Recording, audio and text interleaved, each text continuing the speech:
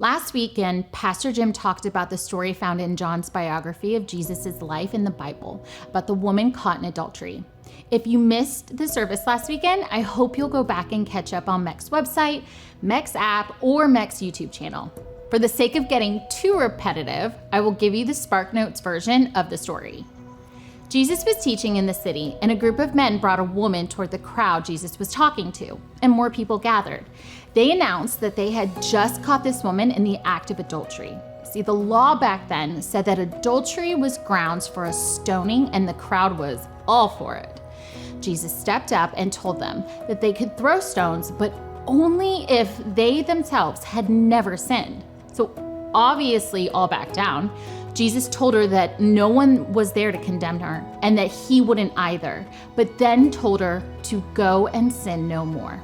Once you know, you know. We are told in the New Testament of the Bible this: no one who abides in him keeps on sinning.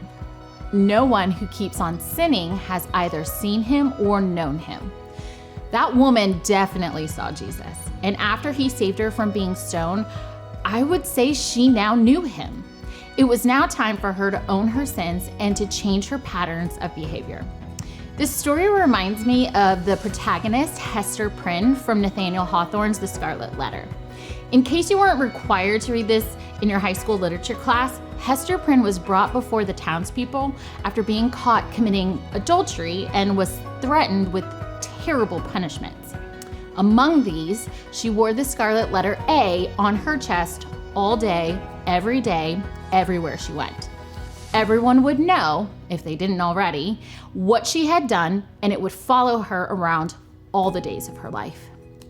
In one of the many commentaries written about this book, it says, by choosing to remain in the community and wear the scarlet letter, she does not merely capitulate to the society.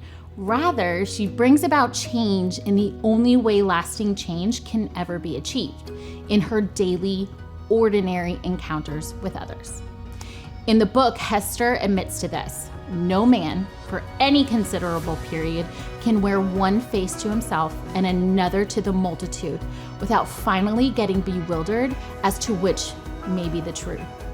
In other words, our secret sin will always show its ugly face. Trying to be two different people in different crowds only over time will cause confusion as to which is the true self anyways. So Hester chose to wear the A each and every day rather than fleeing to another place in the world where she could start over. She owned her sin, and she was taking active steps toward preventing that sin from ever happening again. And that is just what Jesus asked of the woman in the story we talked about last weekend. And that is exactly what Jesus asks of each of us. The New Testament book of Acts reminds us of this. So turn away from your sins. Turn to God. Then your sins will be wiped away. The time will come when the Lord will make everything new.